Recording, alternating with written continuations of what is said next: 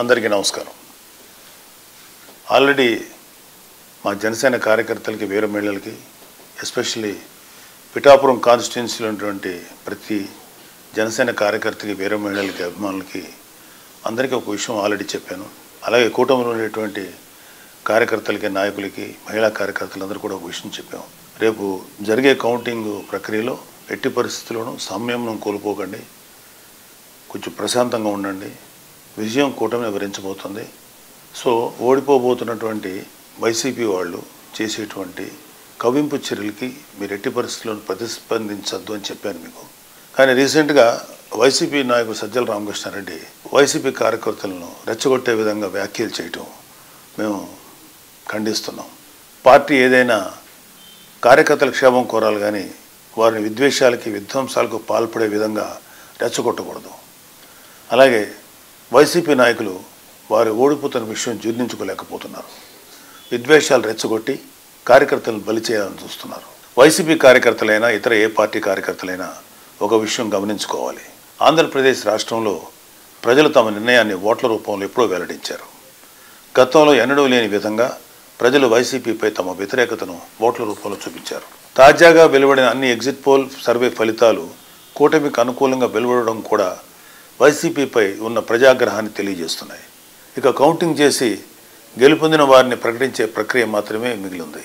Counting రోజు ఏజెంట్లుగా హాజరయ్యే కార్యకర్తలు తమ పార్టీ అభ్యర్థికి ఎన్ని ఓట్లు పోలయ్యాయో ఓట్ల లెక్కింపు ప్రక్రియకు అనుగుణంగా ఎప్పటికప్పుడు నమోదు చేసుకుంటూ అంతిమంగా గెలుపు ఓటములు నిర్ధారించుకోవాలి.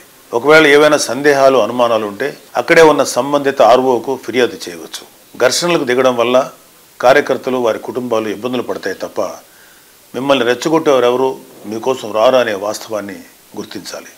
జూన్ 4న జరగనున్న కౌంటింగ్ ప్రక్రియకు ప్రజాస్వామ్య పద్ధతిలో ఎన్నికల కమిషన్ అధికారులు జారీ చేసిన నిబంధనలకు అనుగుణంగా నడుచుకోవాలని అన్ని పార్టీల కార్యకర్తలను మరొకసారి కోరుతున్నాను. వైసీపీ కార్యకర్తలు చెప్పేది ఏంటంటే, దయచేసి మీరు మీ నాయకులు మిమ్మల్ని రెచ్చగొడితే దయచేసి రెచ్చిపోకండి. మీరు వైసీపీ కార్యకర్తలు, జనసేన కార్యకర్తలు, టీడీపీ కార్యకర్తలు, బీజేపీ కార్యకర్తలు ఎవరైనా ఓకే. మీరు ముందు ఒక రాజకీయ పార్టీ కార్యకర్తల కన్నా మీరు ఒక మనిషి, మీకు ఒక కుటుంబం, మీకు ఒక బాధ్యతలు ఉన్నాయి.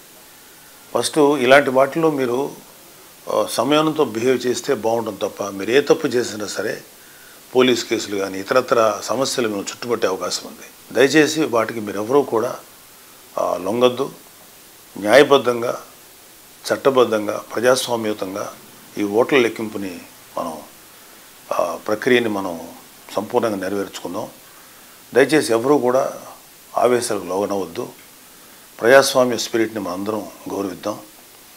అలాగే ఎవరైనా సరే ఇంకొక ఇతర పార్టీ నాయకులు కానీ ఇతర పార్టీ కార్యకర్తలు కానీ రెచ్చగొట్టినా సరే దయచేసి ఎవరు రెచ్చిపోకండి.